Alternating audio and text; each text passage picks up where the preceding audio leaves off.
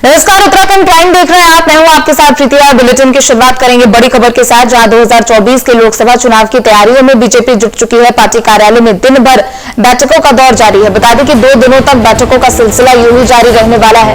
Party के आगामी कार्यक्रमों की रूपरेखा पर भी यहाँ चर्चा की जाएगी।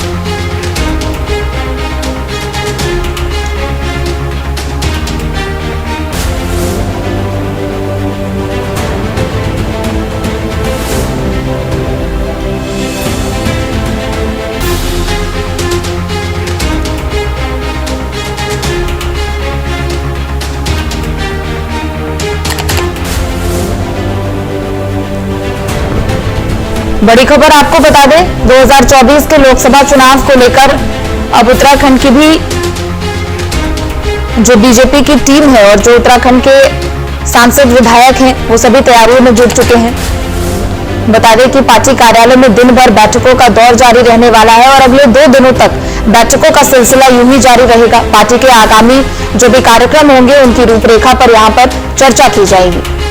तो 2024 के लोकसभा चुनाव को लेकर उत्तराखंड बीजेपी भी तैयारी में जुट चुकी है और अब बैठकों का सिलसिला शुरू होने वाला है और पार्टी कार्यालय में अगले 2 दिनों तक बैठकों का सिलसिला यूं ही जारी रहेगा।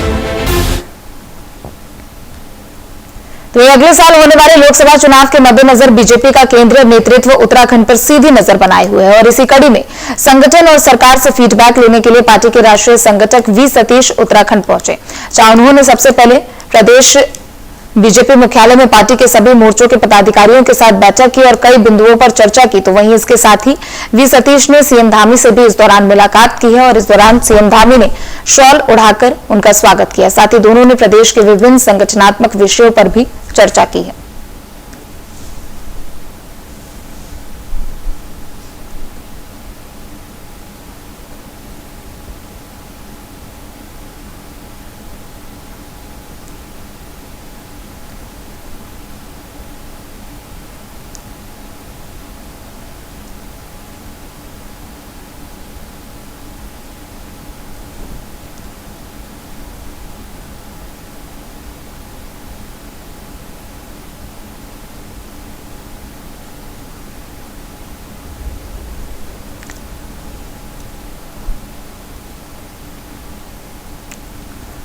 तो बड़ी खबर आपको बता दें, जो आज इस दौरान लोकसभा चुनाव की तैयारियों को लेकर बीजेपी जुट चुकी है और इसी क्रम में मुलाकात का भी दौर शुरू हो चुका है।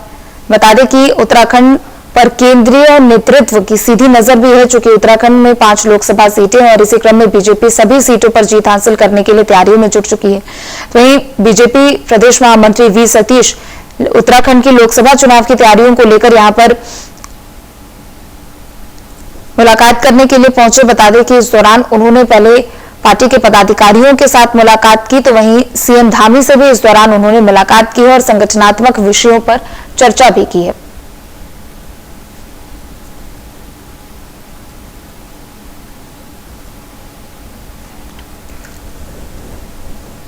तो उत्तराखंड के वन मंत्री सुबोध उनियाल ने नरेंद्रनगर शहर की बेहद गंभीर समस्या को लेकर अधिकारियों के साथ समीक्षा बैठक की है और इस दौरान नरेंद्रनगर शहर में राजस्व और वन भूमि क्षेत्र के चिन्हीकरण से संबंधित मामले पर अफसरों से बात की गई और उन्हें 40 दिन के अंदर जमीनों के चिन्हीकरण करने के निर्देश दिए गए हैं।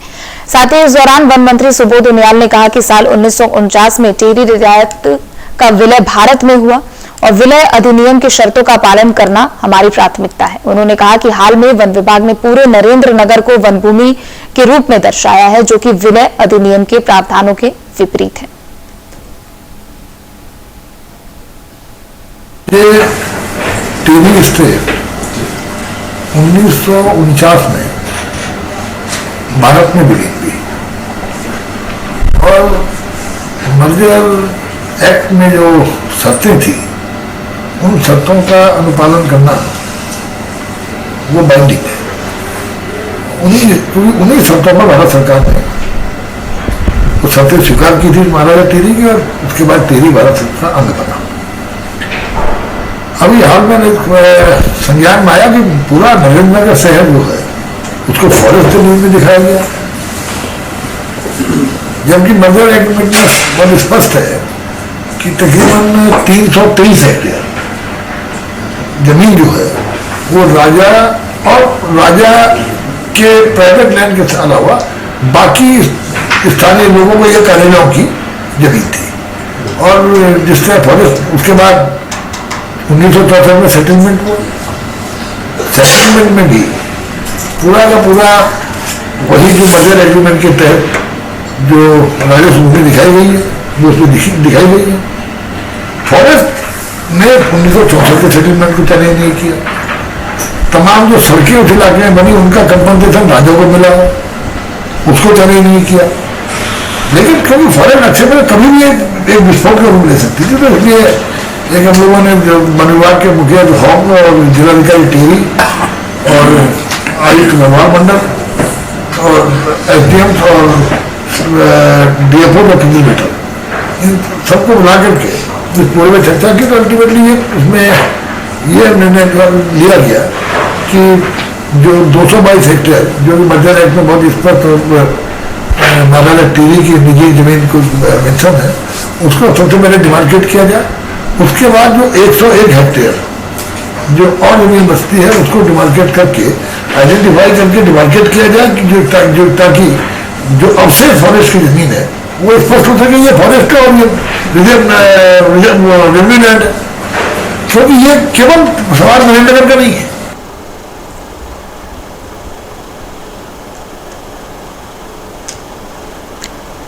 तो खबर देहरादून से आपको बताते जहां वन मंत्री सुबोध उनियाल ने समीक्षा बैठक की और इस दौरान वन अधिनियम के तहत अफसरों को 40 दिन के अंदर सभी निर्देशों को पूरा करने का भी समय दिया है।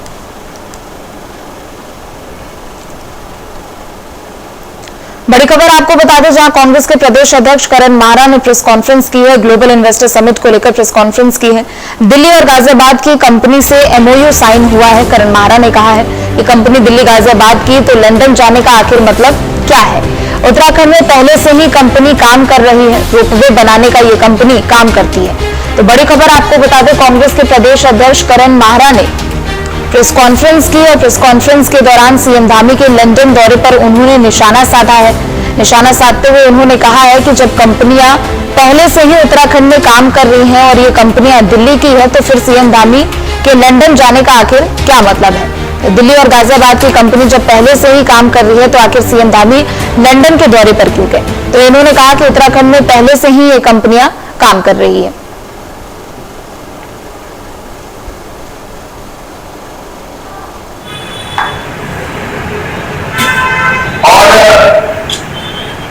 पिछले बार जब विवेक रावत जी थे 7.25 करोड़ के एमओयू उत्तराखंड निवेशकों के लिए आदर्श राज्य राजनाथ सिंह माहौल बनाया जा रहा है कि बहुत बड़ा इन्वेस्टमेंट उत्तराखंड में आने वाला है और लगभग ये ऐसा लग रहा है कि कॉपी पेस्ट है। तो चलिए खबर पर और भी अधिक जानकारी के लिए पवन दीक्षित हमारे साथ जुड़ चुके हैं। पवन, देखिए एक तरफ जहां सीएम धामी लंदन के दौरे पर रहे, तो अब इनके इस लंदन दौरे को लेकर प्रदेश अध्यक्ष करण माहरा ने निशाना भी साधा है प्रेस कॉन्फ्रेंस करते हुए।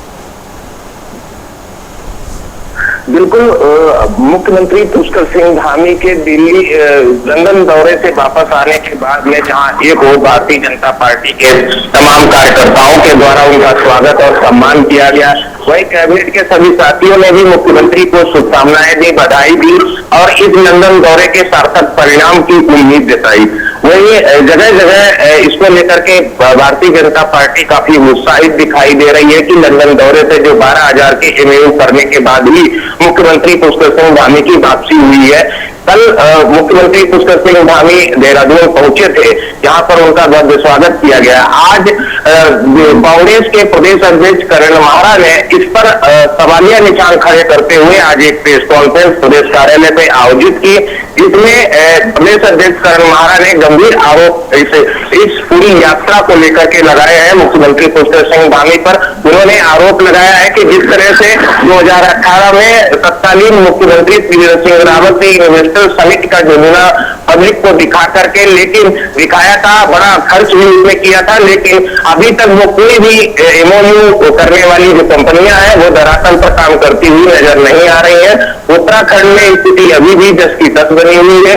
उस समय भी प्रोपोगंडा बनाया गया था, जनता को गुमराह करने का काम किया गया था, और इस समय भी वही कार्य मुख्यमंत्री पुष्कर सिंह धामी के द्वारा किया जा रहा है। उन्होंने आरोप लगाया है मुख्यमंत्री पुष्कर सिंह धामी पर कि जो एमओयू 12,000 करोड़ के अभी लंदन में जाकर के किए गए हैं, वो सभी कंपनियां उत्तराखंड में पहले से ही कार्यरत है। उनका कोई टेक्निकल सपोर्ट कर रही है, तो कोई अन्य रोपवे के कार्य कर रही है, तो कोई अन्य काम कर रही है। और इनके उत्तराखंड ही नहीं बल्कि नोएडा, गाजियाबाद में उनके दफ्तर भी है, यहाँ पर मौजूद है। तो अगर पहले से ही कोई कंपनी उत्तराखंड में काम कर रही है और इंडिया में स्थापित है, उसका कार्य चल रहा है, तो लंदन में जाकर के उस कंपनी से ही करार करने का क्या औचित्य है, इस पर उन्होंने काफी गंभीर आरोप लगाते हुए कहा है कि आखिर इस यात्रा का मकसद क्या है। या तो सिर्फ और सिर्फ इसमें जनता की गाढ़ी कमाई को ठिकाने लगाने का काम किया जा रहा है, जनता के आंखों में धूल झोंकने का काम धामी सरकार के द्वारा किया जा रहा है और अपनी वाहवाही बटोरी जा रही है। ठीक है, बहुत बहुत शुक्रिया पवन आपका तमाम जानकारियों के लिए। तो बड़ी खबर आपको बता दें, कांग्रेस के प्रदेश अध्यक्ष करण माहरा ने प्रेस कॉन्फ्रेंस करते हुए धामी सरकार को घेरा है और सीएम धामी के लंदन दौरे पर भी यहां पर आरोप लगाया है।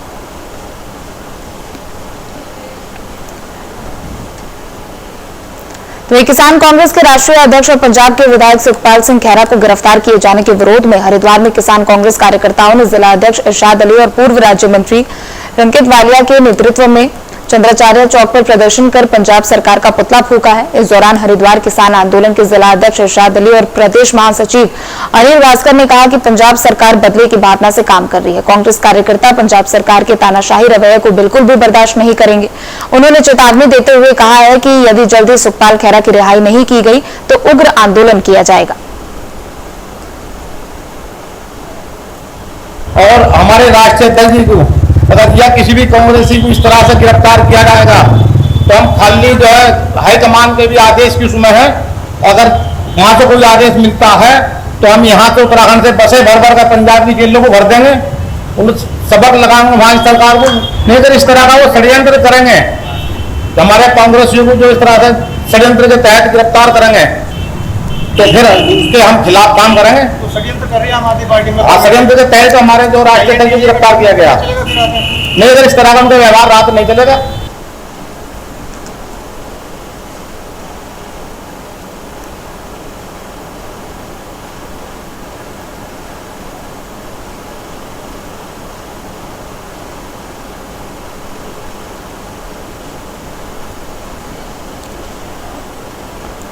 तो अल्मोड़ा जिले के विकासखंड सल्च में पुरानी पेंशन बहाली की मांग को लेकर शिक्षक, कर्मचारी और पदाधिकारियों ने जमकर सरकार के खिलाफ नारेबाजी की है।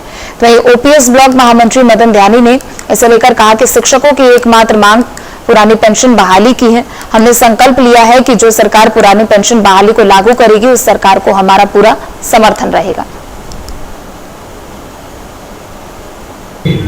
ऐसा है कि सल्ट क्षेत्र से हमारी यहाँ से हमारी जो एक ही और केवल एक ही मांग है, जो सामाजिक सुरक्षा, न्यायिक सुरक्षा और संवैधानिक सुरक्षा के लिए पुरानी पेंशन, क्योंकि यह हमारे बुढ़ापे की लाठी है और ये हम कसम खा के यहाँ से निकले हैं, संकल्प लेके हुए यहाँ से निकले हैं कि जो भी सरकार पुरानी पेंशन बहाल करेगी हमारा वोट केवल और केवल ओपीएस के नाम पे होगा।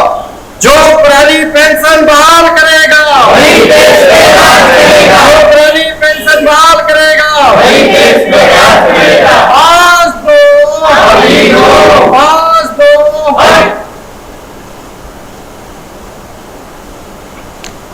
खबर साइट से आपको बता दें, जहां पुरानी पेंशन को लेकर एक बार फिर से लोगों ने यहां पर प्रदर्शन किया है। बता दें कि पेंशन बहाली की मांग को लेकर आंदोलन की भी यहां पर चेतावनी दी गई है।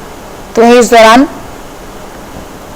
प्रदर्शनकारियों की तरफ से नारेबाजी करते हुए यह भी कहा गया कि जो पुरानी पेंशन स्कीम को लागू करेगा वही देश पर राज करेगा।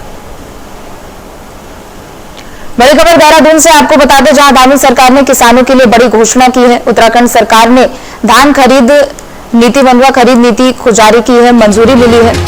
बता दें कि 3,846 रुपए प्रति क्विंटल निर्धारित की गई है। वहीं एमएसपी पिछले साल की तुलना में 268 रुपए बढ़ाया गया है। 10,000 मीट्रिक टन मंडवा खरीद का लक्ष्य रखा गया है। राज्य सहकारी लिमिटेड के 113 केंद्रों के माध्यम से यहां खरीद की जाएगी।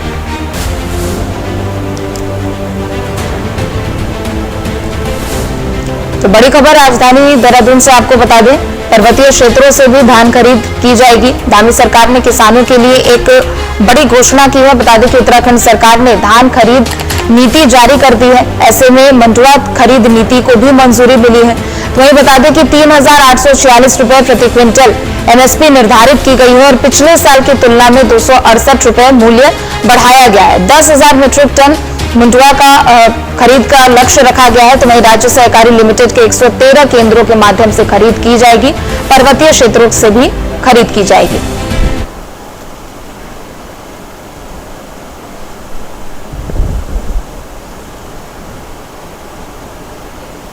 तो स्वास्थ्य मंत्री धन सिंह रावत ने बड़ी घोषणा की है। प्रदेश में जल्द ही 300 चिकित्सकों की नियुक्ति होगी। 1500 नर्सों की भी नियुक्ति के लिए घोषणा की है। 18 अक्टूबर को नोटिफिकेशन जारी होगा और अभी तक 1450 नर्सों की भी नियुक्ति हुई है।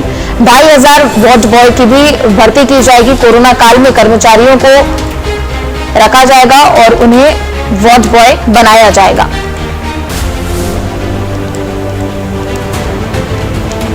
तो कोरोना काल में रखे गए कर्मचारियों को वार्ड बॉय बनाया जाएगा। स्वास्थ्य मंत्री की तरफ से यह बड़ी घोषणा की गई है।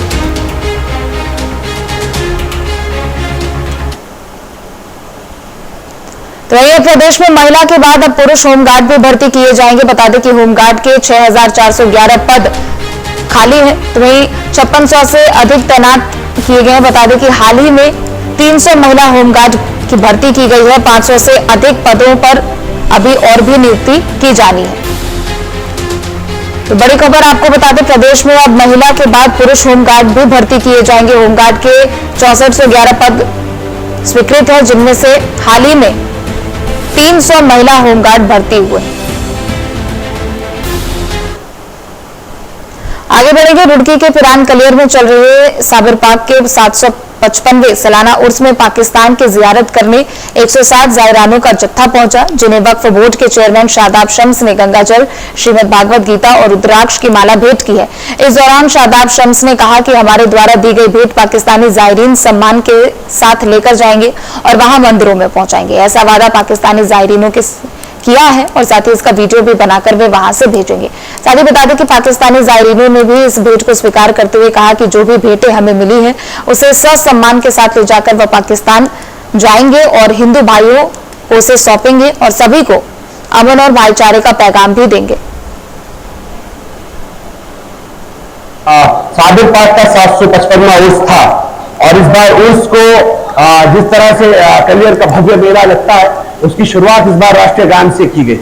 और मुझे बताते हुए खुशी हो रही है कि जायरीन जो पाकिस्तान से आए हैं, ये अकीदत के साथ यहाँ आते हैं। तो हमने कहा कि आपकी अकीदत का सम्मान हम कर रहे हैं, क्योंकि हम अतिथि देवो भव के मानने वाले हैं। तो हमें उम्मीद है कि 150 करोड़ सनातन प्रेमियों की अकीदत का सम्मान भी आप करेंगे और वहां के मंदिरों में जो वहां के हमारे हिंदू भाई पाकिस्तान में रहते हैं, उनके लिए भी एक संदेश जाए कि हिंदुस्तान में लोग जो सनातन प्रेमी हैं, जो आपका सम्मान यहाँ कर रहे हैं, उनका सम्मान भी वहां होना चाहिए। इसलिए 150 करोड़ सनातन प्रेमियों की आध्यात्मिक राजधानी देवभूमि उत्तराखंड की ओर से, धर्मनगरी हरिद्वार से, मेरे युवा मुख्यमंत्री पुष्कर सिंह धामी जी की तरफ से, प्रधानमंत्री मोदी जी की ओर से हमने ये एक छोटा सा तोहफा हिंद की तरफ से पाकिस्तान के अपने हिंदू भाइयों के लिए भेजा है। मुझे लगता है इससे गंगा जमनी तहजीब और हमारे कल्चर को बढ़ावा मिलेगा और ये बाइज्जत एक कासिद की तरह वहां उसे लेके जाएंगे और वहां के जो पुजारी हैं, वहां के मंदिरों में इसको बाइज्जत सह सम्मान वहां सौंपेंगे और उसका वीडियो बना के भी इन्होंने वादा किया है कि हमें भेजेंगे। और मुझे लगता है कि हम वसुधैव कुटुंबकम के मानने वाले हैं, हम पूरी वसुधा को अपना परिवार समझते हैं। अगर कोई हमारे साथ प्यार से रहता है तो उसे प्यार से जवाब दिया जाता है और इसलिए हमने प्यार से जवाब दिया है। बाकी पाकिस्तान और वहां के लोग तय कर ले कि वो कैसे रहना चाहते हैं, वो जैसे रहेंगे वैसे उन्हें जवाब दिया जाए। बिस्मिल्लाहिर्रहमानिर्रहीम। जिस तरह प्यार मोहब्बत हमें यहाँ से मिला है, इंशाल्लाह वहाँ पाकिस्तान से भी इस तरह प्यार और मोहब्बत मिलेगा। और जो एतमाद के साथ उन्होंने ये मुझे एजाज़ बख्शा, इंशाल्लाह अल्लाह के हुक्म से जैसे हम पाकिस्तान जाएंगे, हम अपने हिंदू भाइयों के पास जाएंगे और ये गंगा जल और उनके जो तबरुकात है, इंशाल्लाह ये ऐसी अमानत हम उनको देंगे और उनको ये पैगाम देंगे कि हिंदुस्तान से आप लोगों के लिए प्यार और मोहब्बत और अमन का एक पैगाम है। हमारे वहाँ जितने भी हिंदू बिरादरी या गैर मुस्लिम जो भी कौमें रहते हैं वो अमन मोहब्बत और भाईबंदी से रहते हैं, और इंशाल्लाह हम एक दूसरे के साथ ताउन भी करेंगे और मोहब्बत और भाईचारे के साथ एक दूसरे के साथ वहाँ भी रहते हैं, और इंशाल्लाह यहाँ भी इन लोगों से उम्मीद रखते जिस तरह इन्होंने हमें माशाल्लाह जो प्यार और मोहब्बत दिया है, इंशाल्लाह जी पाकिस्तान भी आएंगे तो हम इंशाल्लाह ऐसे ही प्यार और मोहब्बत देंगे।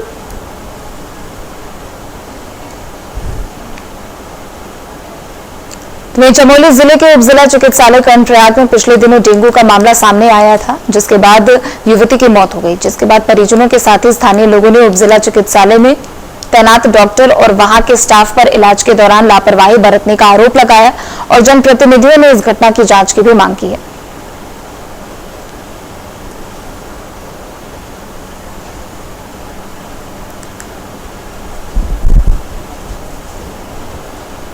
आम आदमी जो घर गांव से आते हैं, जो बेचारे दूर दराज से आते हैं, उनके साथ कैसा व्यवहार हो रहा होगा, इस बात को लेकर हमें बड़ा चिंतनीय विषय है। और मैंने सीएमओ साहब को कहा है कि जिन डॉक्टरों की लगातार शिकायत आ रही है, यदि 10 दिन के अंदर उनको यहां से प्लेसमेंट नहीं किया गया, इन डॉक्टरों का बिहेव अगर नहीं सुधारा गया, आयुष्मान कार्ड में जो पैसे ले जा रहे हैं उस पर अंकुश नहीं लगा, बाहर की दवाइयां, बाहर की जांच अगर बंद नहीं हुई, तो मैं समझता हूं कि गांव-गांव से लोग आएंगे और फिर आंदोलन करेंगे। जो घटना हुई उसका मुझे भी दुख है, लेकिन उसके लिए इंक्वायरी कमेटी बना दी गई है। महानिदेशक महोदया ने भी आदेश उसका कर दिया था और मैंने भी अपने स्तर से उसके आदेश किए थे। मेरे स्तर से मैं तो छुट्टी करता, लेकिन जो सीनियर मोस्ट एसीएम होते उनके स्तर से आदेश कर दिए थे। वो समिति ने जांच कर ली है और तुरंत की रिपोर्ट प्रतिपक्ष दी है।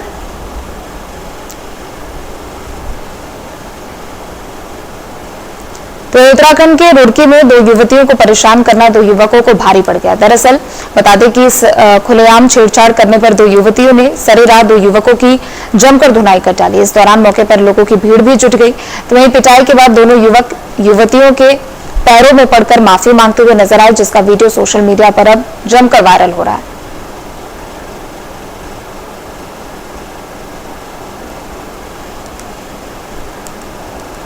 कॉर्पोरेट मंत्री रामनगर में विकासखंड सभागार में समाज कल्याण विभाग की ओर से ब्लॉक प्रमुख रेखा रावत और सांसद प्रतिनिधि इंदर रावत ने 60 साल से अधिक के दिव्यांगजनों को कान की मशीन, व्हीलचेयर, लाठी सहित विभिन्न उपकरण वितरित किए हैं। बता दें कि इस दौरान दोनों ने राज्य और केंद्र सरकार की योजनाएं गिनवाई और कहा कि केंद्र सरकार लोगों के लिए बेहद तेज गति से विकास कार्य कर रही है। केंद्र सरकार का गरीबी की ओर विशेष ध्यान है और सरकार की योजनाओं का हर एक जन तक लाभ भी पहुंच रहा है। आज जो है पिछले साल 28 सितंबर को किसान इंटर कॉलेज में कैंप लगाया गया था और जिसमें जो है कि 60 वर्ष से ऊपर के लोगों को सहायक उपकरण के लिए उन्हें नामित किया गया था। और आज वो सामान यहाँ पर आया और विकासखंड सभागार में उन लोगों को, जितने भी सम्मानित व्यक्ति थे, जो बुजुर्ग थे, उनको यहाँ पर बुलाया गया और आज हमारे विकासखंड सभागार में उनको उपकरण बांटे गए, जैसे कि कान की मशीनें हैं, व्हीलचेयर है और लाठियां उसमें थी, मतलब कई इस प्रकार के सामान थे। तो आज उसमें हमारे समाज कल्याण विभाग के अधिकारी वहां पर थे, वीडियो साहब थे, प्रमुख जी थे, जयेश प्रमुख थे और हम लोगों के द्वारा वो सामान वहां पर वितरण किया गया। 20 लोग यहाँ पर थे जिनको